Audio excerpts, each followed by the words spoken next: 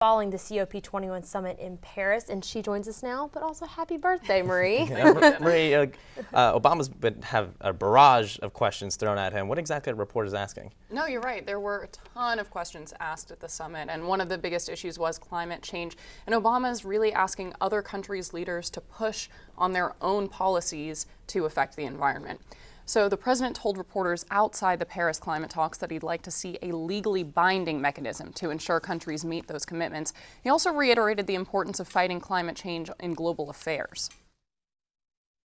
We seek an agreement that makes sure developing nations have the resources they need to skip the dirty phase of development if they're willing to do their part, and that makes sure the nations most vulnerable to climate change have resources to adapt to the impacts we can no longer avoid.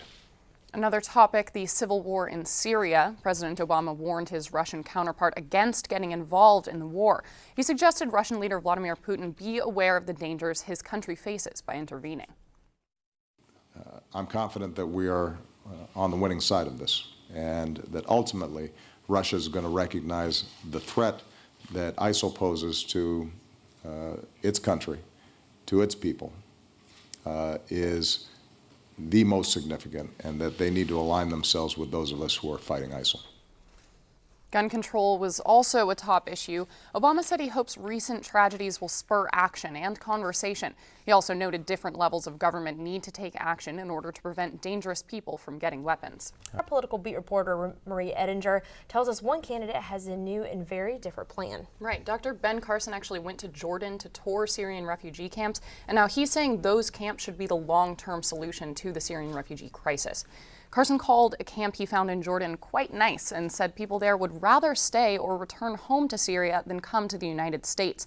The retired neurosurgeon added that other refugees not taken in by camps could be absorbed by Middle Eastern countries. He toured the Azraq camp in northern Jordan under heavy Jordanian security, with journalists barred. But the Carson campaign released videos Saturday of Dr. Carson's visits to two different camps. That visit comes as foreign policy becomes a greater focus in the 2016 presidential race. So Carson is trying to strengthen his fluency on international affairs. A few weeks ago, Ben Carson was leading the polls, but the Republican race for the White House seems to be going through yet another shakeup.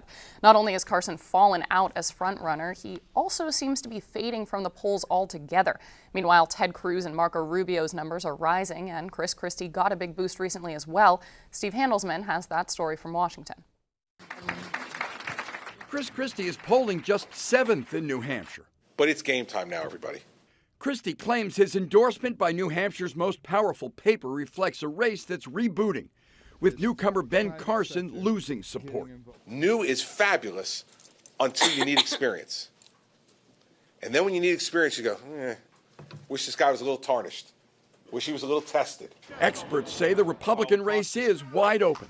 Christie proves it. He's in this game because he could be the hot candidate. Donald Trump leading in New Hampshire, polls attack, tweeting, "How is Christie running the state of New Jersey, which is deeply troubled, when he is spending all of his time in New Hampshire?" We will be working very, very closely. Some conservative African-American ministers endorsed Trump today. We're wanting to get off of welfare, and we feel that can be done through the information, the knowledge of a person like Donald Trump. But Ted Cruz, running second to Trump now in Iowa, declared the outsider's day is done. Let me be very clear. I don't believe Donald Trump is going to be our nominee. I don't believe he's going to be our president.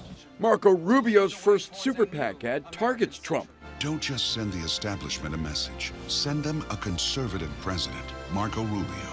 Rubio is running second now to Donald Trump in New Hampshire. I'm Steve Handelsman, NBC News, Washington. Christie weighed in against Donald Trump on the 9/11 controversy. Donald Trump continues to claim thousands of Muslims in Jersey City cheered the collapse of the Twin Towers. Christie says he knows that did not happen. That same argument about people allegedly seen cheering after the 9/11 attacks has gotten Donald Trump into a bit of politically incorrect trouble. Trump denies it, but some people are accusing him of mocking a reporter's physical limitations while challenging the man's memory. Written by a nice reporter. Now the poor guy, you got to see this guy. Oh, I don't know what I said. I don't remember. He's going like, I don't remember. Oh, maybe that's what I said. That's the Republican presidential candidate in South Carolina, appearing to imitate New York Times reporter Serge Kowaleski, who has a condition limiting his joint movement. Trump insists he was unaware of Kowaleski's disability and was only commenting on the man's journalistic skills.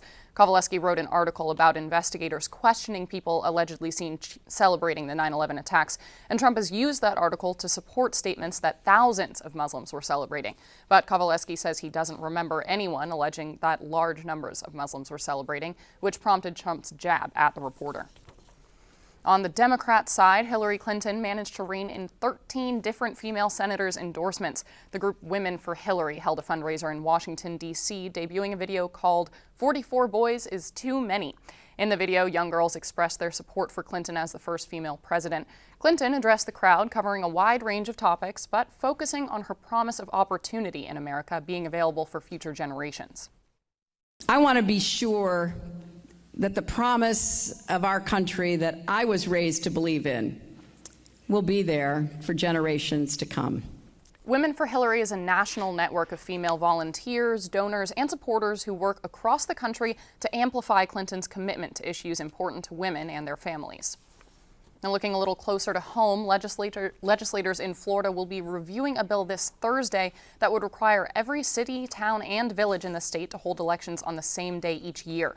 For some municipalities, that would mesh local and statewide general elections in November, something 151 of Florida's 410 cities already do.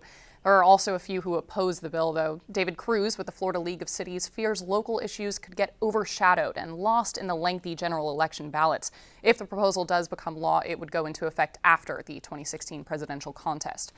And presidential candidate Rand Paul is doing something a little unusual in Kentucky, trying to run for two separate offices. He's filing to run for the re-election for his Senate seat and also take part in the Kentucky presidential caucus in March. That's actually a pretty complicated move, since Kentucky law doesn't allow a candidate to appear on the ballot twice in the same election. To avoid that conflict, Republicans in Kentucky agreed to hold a caucus in March instead of the normal primary elections in May, and Paul's campaign will cover the cost of that caucus. Senator Paul isn't the first candidate in the country to run parallel campaigns, though. For instance, House Speaker Paul Ryan ran for his congressional seat while still running as Mitt Romney's vice presidential ticket mate.